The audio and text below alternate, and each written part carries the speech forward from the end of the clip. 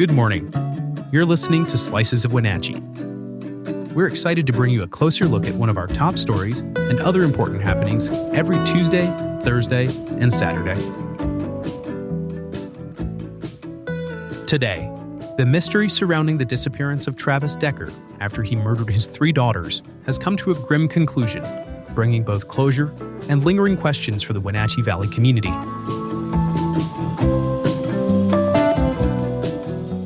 Before we continue, have you joined Neighbor yet?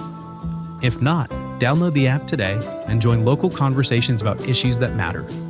Neighbor is a site just for our local community focused on facts, not misinformation. Best of all, it's free for everyone.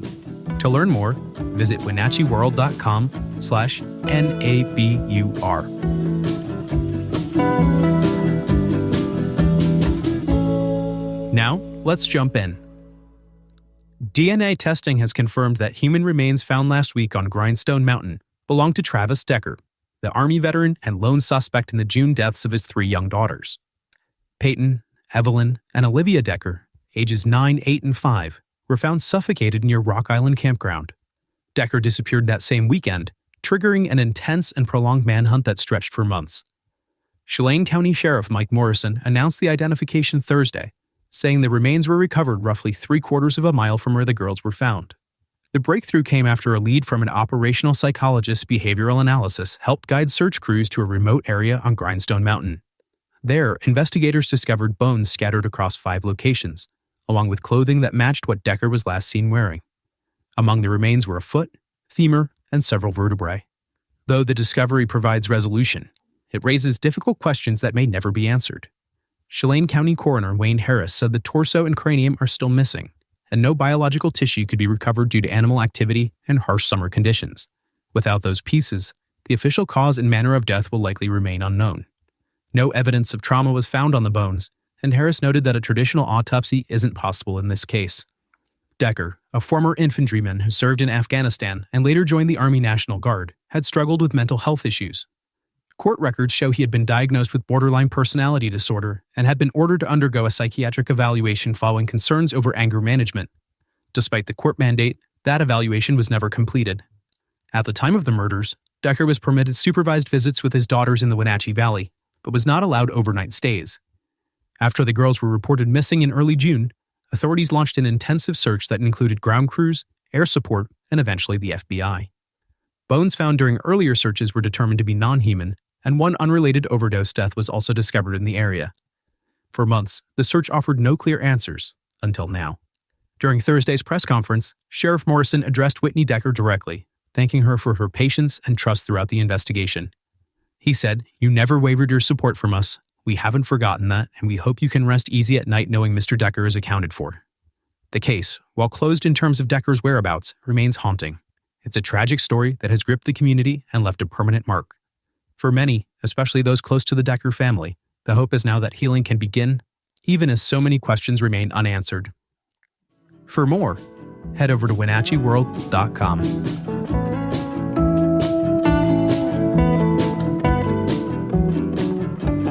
Are you passionate about the issues shaping North Central Washington? Then you won't want to miss the Wenatchee World Forum at Pybus. This monthly event brings together newsmakers and the community to dive into the topics that matter most. It's your chance to engage, ask questions, and be part of the conversation shaping our region's future. Have questions or need more info? Visit WenatcheeWorld.com/forum.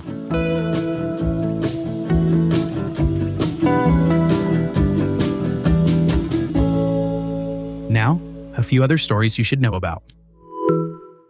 Fires burning near Kashmir and Sunny Slope surged on Thursday as powerful winds pushed the lower Sugarloaf and Labor Mountain blazes across containment lines. The Labor Mountain fire jumped Highway 97, triggering Level 3 evacuations in parts of the Wenatchee Valley.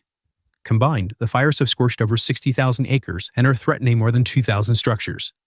Air quality dropped to very unhealthy in the Wenatchee Valley, but relief may be in sight. The National Weather Service is forecasting potential rain starting Sunday. A new pilot program is offering second chances to Chelan and Douglas County residents with criminal records.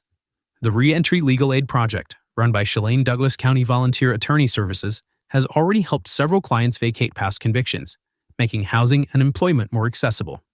The program, which operates out of CDC VAS's newly expanded Wenatchee office, also assists with reducing or waiving court fines and reinstating driver's licenses.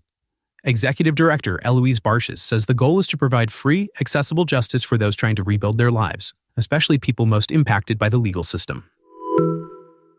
Pear growers across the Wenatchee Valley are facing unprecedented financial losses following the closure of Del Monte Foods' Yakima Cannery. With no contracts and few alternatives, many growers were left with ripe fruit and no market. Smaller pears once destined for canning aren't ideal for fresh sale, flooding the market and driving prices down. In some orchards, pears were left to rot on the ground. While the USDA stepped in with emergency purchases, industry leaders say the disruption has been devastating and may reshape the region's pear industry for years to come. The first sculptures of Pasquoza Plaza have been installed at Memorial Park, honoring the Wenatchee people and their last chief, John Harmelt. Artist Judd Turner crafted a striking 20-foot sculpture of Chief Harmelt riding his horse, made from salvaged tools and materials donated by the community.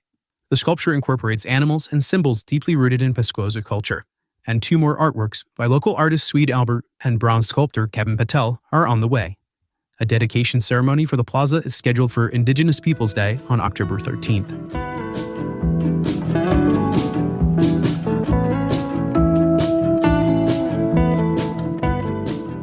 Thanks for listening. For more information on all the stories you heard today, visit us at WenatcheeWorld.com. The Wenatchee World has been engaging, informing, and inspiring North Central Washington communities since 1905. We encourage you to subscribe today to keep your heart and mind connected to what matters most in North Central Washington. Thanks for starting your morning with us, and don't forget to subscribe to Slices of Wenatchee wherever you listen to podcasts.